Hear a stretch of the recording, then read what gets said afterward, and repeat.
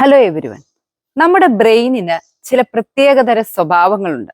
അതിൽ പലതും നമ്മളുടെ ഡെയിലി ലൈഫിൽ അറിഞ്ഞോ അറിയാതെയോ പ്രവർത്തിക്കുന്നതുമാണ്. ഇന്നത്തെ ഈ വീഡിയോയിൽ എന്തൊക്കെയാണ് നമ്മളുടെ ബ്രെയിൻ പ്ലേ ചെയ്യുന്ന ചില ട്രിക്കുകളെന്ന് നമുക്ക് നോക്കാം.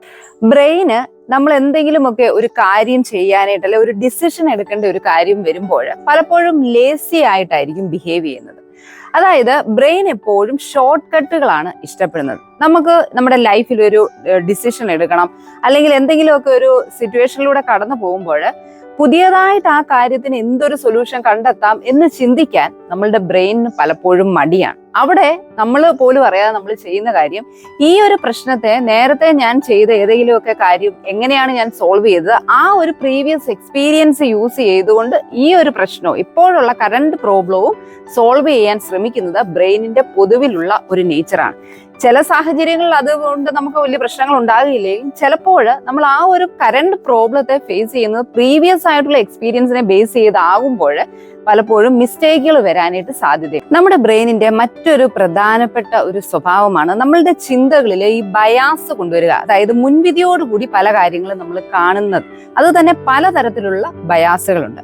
അതിലൊരു പ്രധാനപ്പെട്ട ഒന്നാണ് ഹാലോ ഇഫക്റ്റ് എന്ന് പറയും. അതായത് നമ്മളൊരു വ്യക്തിയെ കാണാൻ നല്ല സ്മാർട്ടാണ്, നല്ല അട്രാക്റ്റീവ് ആണ്, അത് ആരും ആയിക്കോട്ടെ. അപ്പൊ അങ്ങനെ ഒരു വ്യക്തിയെ കാണുമ്പോൾ സ്വാഭാവികമായിട്ടും നമ്മളുടെ മനസ്സിൽ പെട്ടെന്നൊരു ബയാസ് വരികയാണ്. എന്താണ്, ഈ ആളെ കാണാൻ നല്ലതാണ്, അട്രാക്റ്റീവ് ആണ്, അതുകൊണ്ട് തന്നെ ഈ ആളുടെ സ്വഭാവം ഒക്കെ നല്ലതായിരിക്കും എന്നുള്ള ഒരു മുൻവിധിയോടുകൂടിയായിരിക്കും നമ്മൾ പിന്നെ ആ ആളെ സമീപിക്കുന്നത്.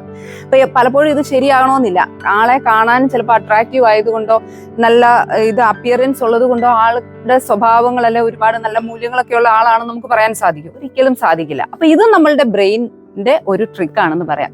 ഇനി ഇതുപോലെ പലതരത്തിലുള്ള ബയാസുകളുണ്ട്. കൺഫർമേഷൻ ബയാസ് എന്ന് പറഞ്ഞ്, അതായത് ഒരു കാര്യത്തെ കുറിച്ച് നമുക്കൊരു ധാരണ, ഒരു ബിലീഫ് കാണും, നമ്മൾ കരുതി വെച്ചേക്കുന്ന കാര്യങ്ങൾ കാണും. അപ്പൊ അതേ ഒരു സിറ്റുവേഷനിൽ കൂടെ നമ്മൾ വീണ്ടും അത് വരുമ്പോഴേ നമ്മൾ എന്ത് പറയും, ഞാനത് അന്നേരമേ പറഞ്ഞതാണ്, അല്ലെ നമ്മൾ ഒന്നും കൂടെ ഒന്ന് ഊട്ടി ഉറപ്പിക്കുന്ന ഒരു പ്രവണത നമ്മളുടെ ബ്രെയിൻ വെച്ച് പുലർത്താറുണ്ട്.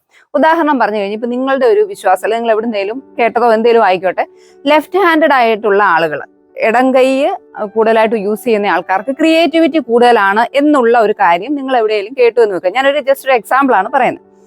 അപ്പൊ നിങ്ങൾ അങ്ങനെ ഒരു ബിലീഫ് നിങ്ങൾക്കുണ്ട്, ഒരു വിശ്വാസം നിങ്ങൾ എവിടെയോ വായിച്ചു, അത് നിങ്ങളുടെ ഒരു വിശ്വാസമായിട്ട് നിങ്ങൾ കീപ്പ് ചെയ്യുന്നു.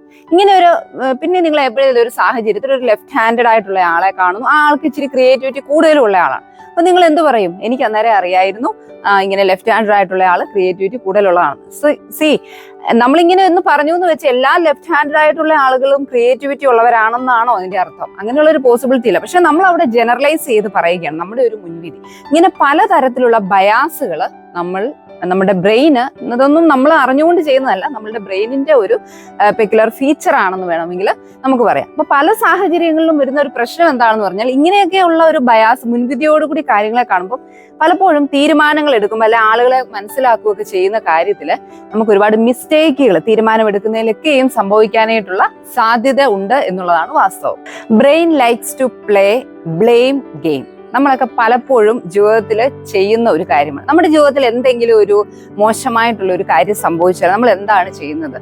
അതിന്റെ കാരണം ഇന്നയാള് കാരണമാണ്, അല്ലെ ഇന്ന ഒരു വസ്തു കാരണമാണ്, ഇന്ന ഒരു സിറ്റുവേഷൻ കാരണമാണ് എൻ്റെ ജീവിതത്തിൽ ബാഡായിട്ടുള്ള കാര്യങ്ങൾ സംഭവിക്കുന്നത്. ഇത് യഥാർത്ഥത്തിൽ നമ്മളുടെ ബ്രെയിനിന്റെ ഒരു ട്രിക്ക് തന്നെയാണ്.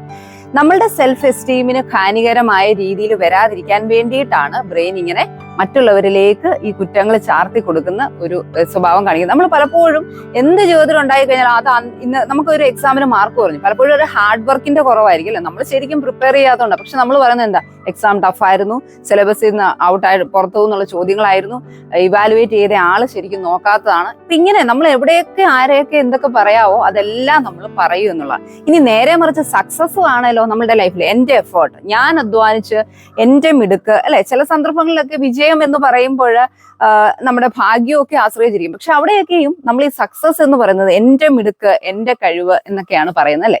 ഇതൊക്കെയും നമ്മളുടെ ബ്രെയിനിന്റെ ഒരു ട്രിക്ക് തന്നെയാണ്. അതുപോലെ തന്നെ വളരെ പ്രധാനപ്പെട്ട ഒരു കാര്യമാണ്, നമുക്കറിയാം എന്നും നമ്മളുടെ ചുറ്റിനും ഒരുപാട് മാറ്റങ്ങളൊക്കെ സംഭവിക്കും, അല്ലെ. പുതിയ പുതിയ കണ്ടുപിടുത്തങ്ങൾ, അല്ലെ പുതിയ പുതിയ ലൈഫിലൊക്കെ ആയാലും ഒരുപാട് അപ്ഡേറ്റ്സുകൾ വരുന്നുണ്ട്. ഇതെല്ലാം തന്നെ നമ്മളുടെ ബ്രെയിനിന് പലപ്പോഴും മിസ്സാകാറുണ്ട്. കാരണം ഒരേ സമയം ഒരുപാട് കാര്യങ്ങളിൽ ഫോക്കസ് ചെയ്തുകൊണ്ട് അല്ലെങ്കിൽ പുതിയ ചേഞ്ചസ് വരുമ്പോൾ ഉൾക്കൊള്ളാനായിട്ടുള്ള കപ്പാസിറ്റി ബ്രെയിനിന് യഥാർത്ഥത്തിൽ കുറവാണ്. അതുകൊണ്ട് തന്നെ മേജർ ആയിട്ടുള്ള ചേഞ്ചസ് അല്ലെ പുതിയ ഒരു കാര്യങ്ങളൊക്കെ ഒരു മാറ്റങ്ങളൊക്കെ നമ്മളുടെ ചുറ്റിനോ അല്ലെ നമ്മളുടെ ഇതിലൊക്കെ സംഭവിച്ചു കഴിയുമ്പോൾ അത് ഉൾക്കൊള്ളാനായിട്ട് ബ്രെയിനിനുള്ള കപ്പാസിറ്റി അല്ലെ കഴിവ് അല്പം കുറവാണെന്ന് തന്നെ പറയാം. Brain likes to see patterns. എന്ത് കാര്യവും ഒരു പാറ്റേൺ ആയി കാണുന്നതാണ് നമ്മുടെ ബ്രെയിനിന് ഇഷ്ടം. നമുക്ക് തന്നെ അറിയാം, പലപ്പോഴും നമ്മൾ ആകാശത്ത് ഒരു മേഘം കാണുകയാണ്. പെട്ടെന്ന് നമുക്ക് എന്താ തോന്നുന്നത്, ഒരു മേഘത്തിലേക്ക് തന്നെ നമ്മൾ സൂക്ഷിച്ച് നോക്കിയാൽ അവിടെ എന്തെങ്കിലും ഒരു രൂപം കാണാനായിട്ട് പലപ്പോഴും നമ്മൾ ശ്രമിക്കാറുണ്ട് അല്ലെ. അല്ലെങ്കിൽ എവിടെയെങ്കിലും എന്തെങ്കിലും ഒരു സൈൻ എന്തെങ്കിലുമൊക്കെ ഒന്ന് കാണുമ്പോൾ അവിടെ ഒരു പാറ്റേൺ ആണ് നമ്മൾ കാണാനായിട്ട്. ഇതൊക്കെ നമ്മുടെ ബ്രെയിൻ ചെയ്യുന്നതാണ്. അല്ലെങ്കിൽ ഒരു മരം നിങ്ങൾ കാണുക, പെട്ടെന്ന് നിങ്ങൾക്ക് നോക്കുമ്പോൾ അവിടെ ഒരു മനുഷ്യന്റെ രൂപമോ മനുഷ്യന്റെ മുഖം അല്ലെ ഏതെങ്കിലും ഒരു ആനിമലിന്റെ അതൊക്കെ നമുക്ക് തോന്നാറുണ്ട് അല്ലെ. ഇതൊക്കെയും നമ്മളുടെ ബ്രെയിനിന്റെ ട്രിക്കാണ്.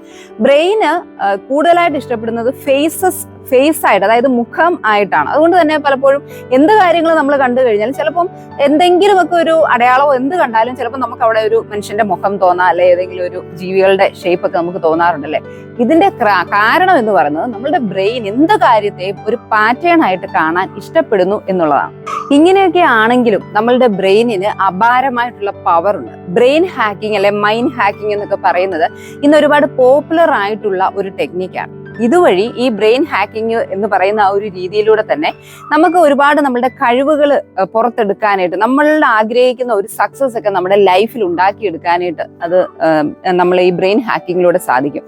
അതിന് നമ്മൾ ചെയ്യേണ്ടത് നമ്മളുടെ കഴിവുകളും പോരായ്മകളും ഒക്കെ തിരിച്ചറിഞ്ഞ് അതിലേക്ക് നമ്മൾ കൂടുതൽ സക്സസ് ആയിട്ട് മുമ്പോട്ട് പോകാനായിട്ട് ശ്രമിക്കുക എന്നുള്ളതാണ്. എന്തൊക്കെയാണ് ഈ ബ്രെയിൻ ഹാക്കിങ്ങിൽ നമുക്ക് ചെയ്യാൻ പറ്റുന്നത്, അല്ലെ എങ്ങനെയാണത് നമുക്ക് ചെയ്യാൻ പറ്റുന്നത് എന്നൊക്കെയുള്ള കാര്യങ്ങൾ നമുക്ക് നെക്സ്റ്റ് വീഡിയോയിൽ നോക്കാം. Be happy, B confident.